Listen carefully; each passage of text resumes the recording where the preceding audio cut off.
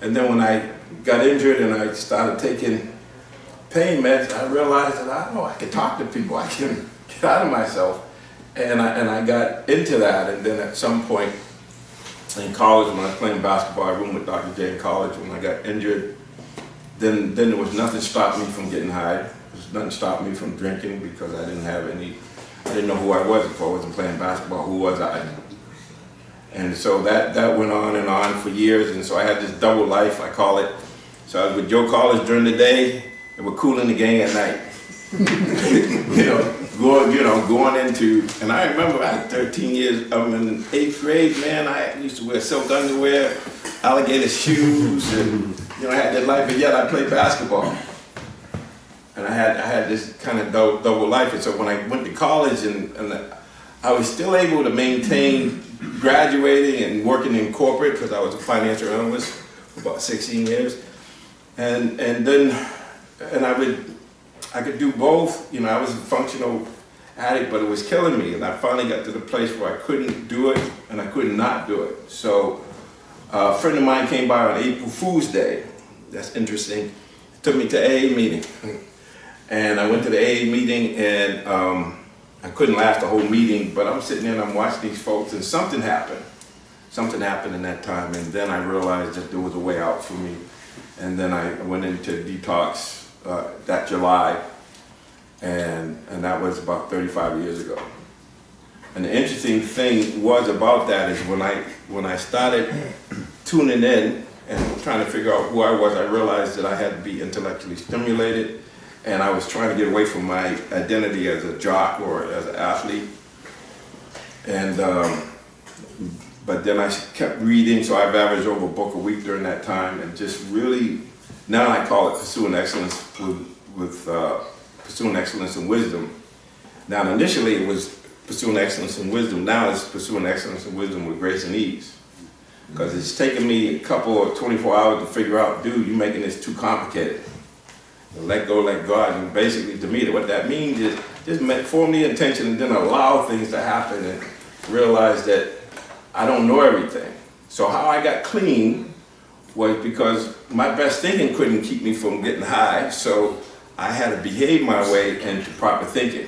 Then once I did that, I started reflecting and analyzing on what it meant to not have this thinking, but to have a way of looking at life in a way that really helped me. And so I got into recovery, and of course the other thing was I had chronic pain, migraine headaches and backaches, and that's how I got into learning about meditation and mindfulness and just this idea of changing my lifestyle and realizing that, get technical a little bit, there's the voluntary nervous system and then there's the involuntary nervous system, which includes what they call the autonomic nervous system, which is the sympathetic and the parasympathetic. That's a fancy way of saying left brain or linear and right brain and nonlinear, and another way of saying that you can control things you can't control by controlling what you focus on. That the best way to control something is not to try to control it, but to focus on things and figure out how things work, to start aligning with how things work. So when I realized that the way to peace is through wisdom, then that's why I read, and I want to know, I want to understand how to do this thing called life, and why did I get to the point where I went in recovery, and a lot of my friends didn't, and they went to jails, they died, or they're in institutions, or life didn't turn out so well for them. So what caused me? So I started reflecting on, well, why me? And what was it about this, and how do people, I was really interested in what motivates people and how to be able to talk to people, not only me communicating, but when people communicating to me, how do I understand them? Because the word, what they say is only 7% of it, the other 93% is nonverbal. So how do I do that so that I can actually know who I can trust and who I can't trust? So I got really, really excited and interested in that. And so the best way to learn something is to teach it. But for me, speaking from my own truth, speaking about what works for me, so I stopped working as a financial analyst, and I just share with them stories. So I started learning how to meditate, and in those days we had meditation teachers, the fancy way of saying a sponsor. And I would go in and I'd have these weekly meetings. We'd talk about practice and what's going on. So one day I was working, I think I was working for a corporation, I think it was Digital, somebody. I had left one job because I went back to school and got my graduate degree, and I go into the meeting one day and I go in there and he said, what's up? What's going on with you? And I said, what do you mean? He says, you seem happy today. I said, I took a mental health day off from work. He said, you should make a habit of that.